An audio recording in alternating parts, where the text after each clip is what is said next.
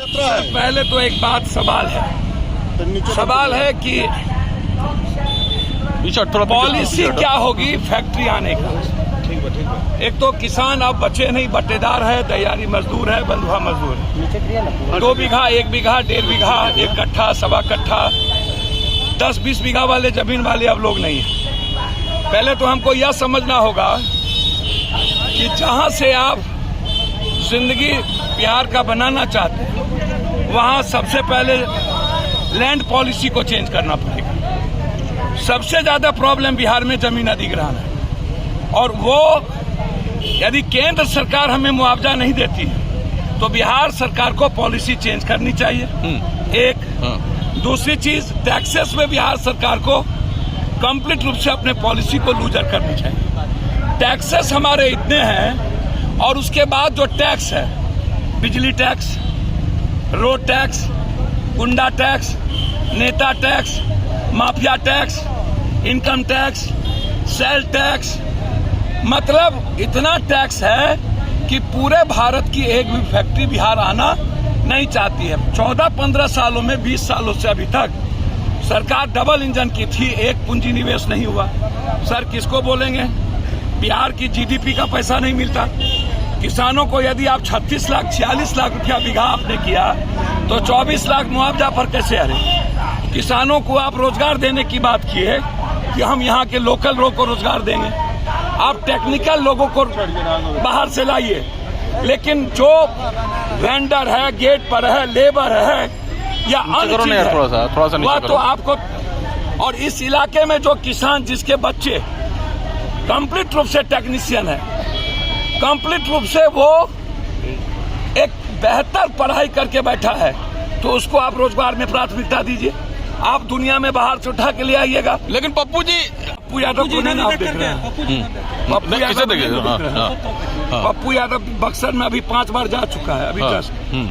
अभी एक बगल में एक घटना, बगल में एक मर्डर, मगर बताया जा रहा है कि सीओ जो है वो, अरे बोलने दो सर, मैं पहले उनसे न पूछिए जो लोग यहाँ इतने बड़े प्लांट में बड़े बड़े नेताओं के माफिया बैठे हैं। लेकिन 88 दिनों से आप लोग कहाँ थे सर? आप लोग पप्पू यादव से क्या पूछ रहे हो? आप अपने नेता से, अपने प्राइम मिनिस्टर, मुख्यमंत्री से और अपने MP MLA से न पूछिए। पप्पू यादव से आपको पूछने का राइट है क्या? पप्पू यादव तो हर दिन बक्सर में 7 बार अभी मर्डर में आया हुआ है। सर किसान कह रहे हैं कि अभी मैं वही बात कर रहा हूँ। बोलने दो यार।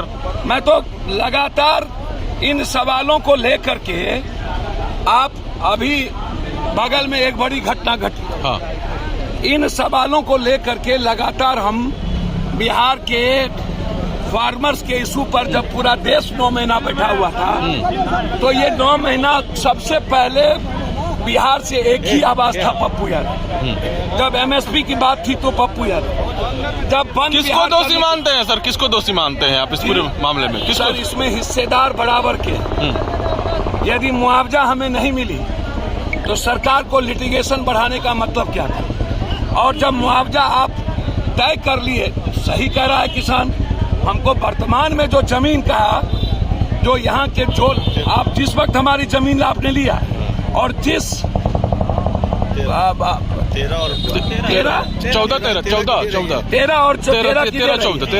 13-14 वाला, तो आप 13-14 का नहीं दे करके, और आप ये बार बार आपसे पूछा जा रहा है, आप बार बार कह रहे हो कि केंद्र ने पैसा नहीं दिया, तो जो यहाँ के सीनियर पदाधिकारी हो बताएंगे ना कौन नहीं दिया, कौन दिया। आप चुप क्यों हैं? अच्छा, लगातार यहाँ के जो नेता है इसको एक्सप्लॉयटेशन का जगह बना लिया है। ये कंप्लीट ठेकेदारों का लूटने का, पैसा उजाही का, पैसा ले जाने का।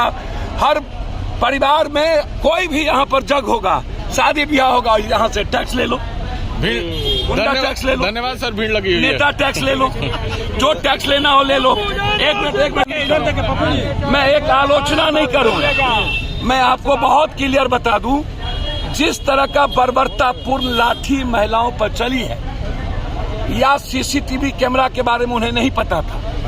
उस थाना प्रभारी ने जितने दिन यहाँ बिना पद के रहकर पैसा उगाही कर, पैसा ले करके जिस तरीके से माफिया और प्लांट के जो ऑर्गेनाइजर हैं, उसके साथ खड़े होकर के किसानों पर दमन किया है, उसकी नौकरी बर्खास्त हो। ठेकेदारी भी चल रही थी क्या? ठेकेदारी, हाँ, भाई ठेकेदारी तो ठेकेदारी से बड़का यहाँ तो सवारा माफिया बैठल है और सब नेता का रिश्तेदार और पदाधिकारी का रिश्तेदार माफिया ठेकेदारी कर रहा है।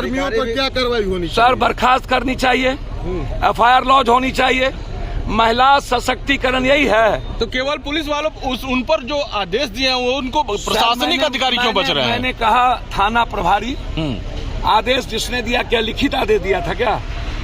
लिखित ऑर्डर है। मार कौन रहे हैं? जितने पदाधिकारी मार है वो, और जिन लोगों ने जो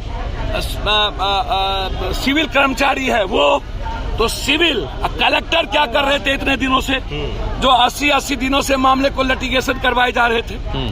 तो कार्रवाई कंप्लीट रूप से, और मैं बार बार कह रहा हूं कि कभी BSSC पर लड़ाई हम अभी लाठी हम पर चली, अभी अमीन वाले में LRC वाले में लाठी पप्पू यादव पर चली, पटना में अभी जो धरना हुआ अमीन वाला उस पर पप्पू यादव को आपने गिरफ्तार किया। लगातार कभी रोजगार के लिए कभी किसान के लिए लाठी, तो ये नहीं चलेगा। इसकी पूरी जांच CID से हो, और जो जो पदाधिकारी इसमें इन्वॉल्व है वो सब के सब उस पर FIR हो, उसका सस्पेंशन हो, चाहे कोई पदाधिकारी हो।